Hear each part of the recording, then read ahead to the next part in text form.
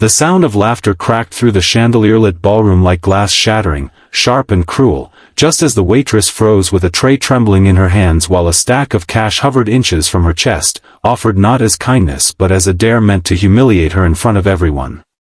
If you believe in hope, compassion, and second chances, this is a moment to pause and ask yourself what kind of world you want to live in.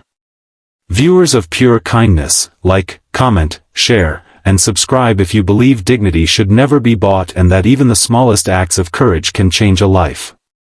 The woman standing at the center of the ballroom was named Alina Moreau, and her stillness was not weakness but restraint stretched to its breaking point. She wore the standard black and white uniform of the catering staff, starched apron tight against a body that carried more history than anyone in that room could imagine.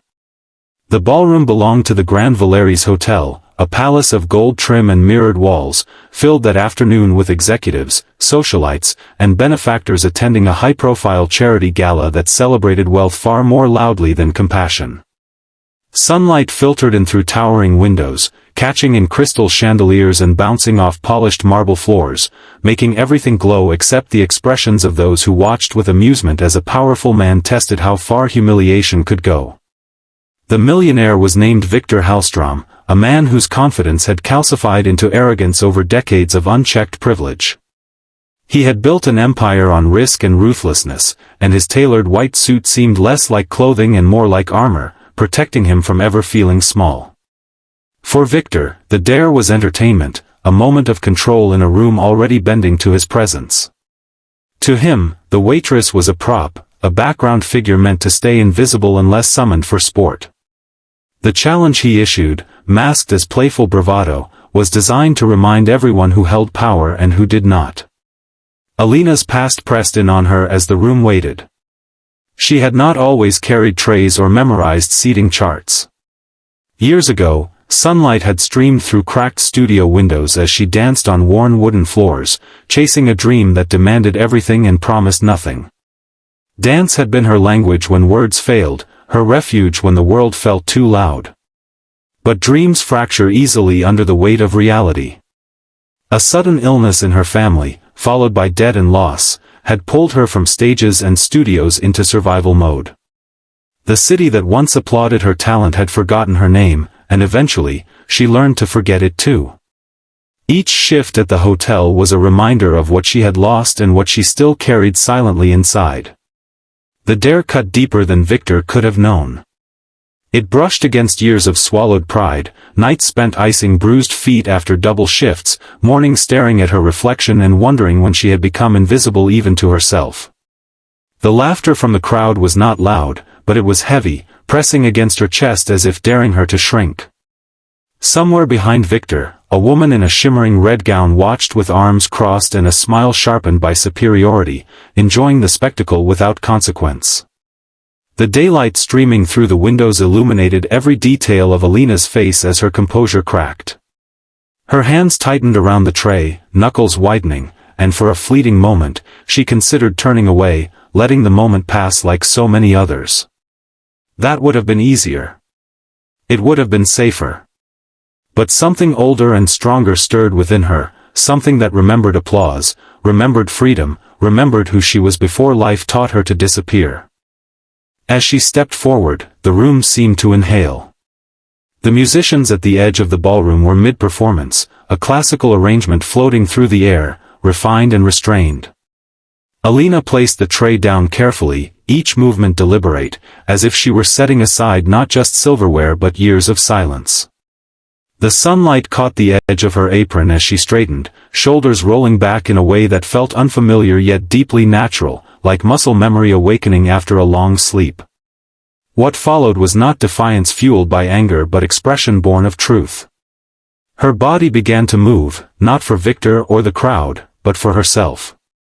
Each step carried the weight of sacrifice and resilience, each turn echoing the countless hours she once spent perfecting form and emotion. The polished marble floor became her stage, the chandeliers her audience.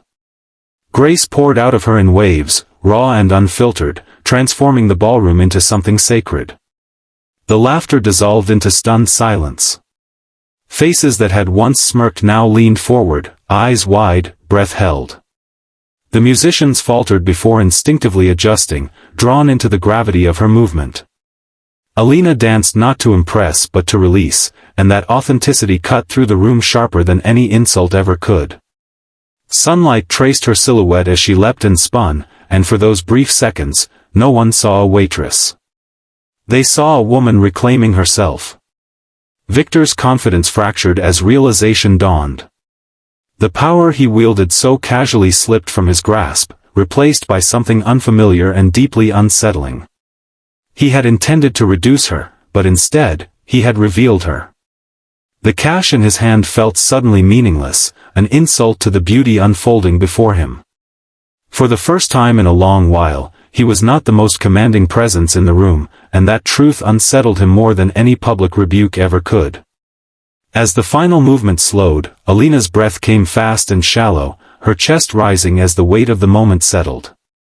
She stood there, exposed and unshielded, waiting not for applause but for the consequences she had learned to expect from standing out. The silence stretched, fragile and electric, until one pair of hands began to clap, then another, until the ballroom filled with sound that felt like redemption. The applause was not polite. It was thunderous, rising from places of genuine awe and recognition. Tears blurred Alina's vision as she lowered her gaze, emotion crashing over her in waves. She had not planned for this. She had not expected anything beyond momentary relief. Yet here she was, seen and celebrated in a room that moments earlier had tried to break her. The day outside continued as before, sunlight unwavering, but inside, something fundamental had shifted. Victor stepped back, the dare forgotten, his wealth suddenly dwarfed by the impact of what he had witnessed. The red-gowned woman's smile faded, replaced by discomfort, as if confronted with a mirror she had never wanted to face. The gala resumed in fragments, but the energy had changed. Conversations carried a new softness, a hum of reflection rippling through the crowd. Before the story reaches its final moments, take a second to comment and share what this moment made you feel, because voices matter just as much as actions. Near the end of the afternoon, as guests filtered out and the ballroom returned to quiet, Alina stood alone by the window, watching dust dance in the sunlight. The adrenaline faded, replaced by exhaustion and clarity. For the first time in years, she did not feel like she was merely surviving. She felt awake. What came next was uncertain, but fear no longer held the same power over her. She had faced the room, faced herself, and chosen courage. If this story touched your heart, support it by liking, sharing, and subscribing to Pure Kindness, because stories like this only live on when compassion does. The day closed gently, the chandeliers dimmed, and Alina walked out of the Grand Valeri's hotel not as a waitress defined by a uniform but as a woman reminded of her worth.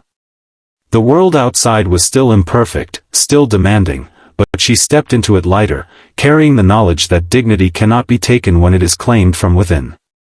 And long after the applause faded, the lesson remained, echoing softly in the hearts of those who witnessed it, that kindness and courage can steal the spotlight from cruelty in the most unexpected ways.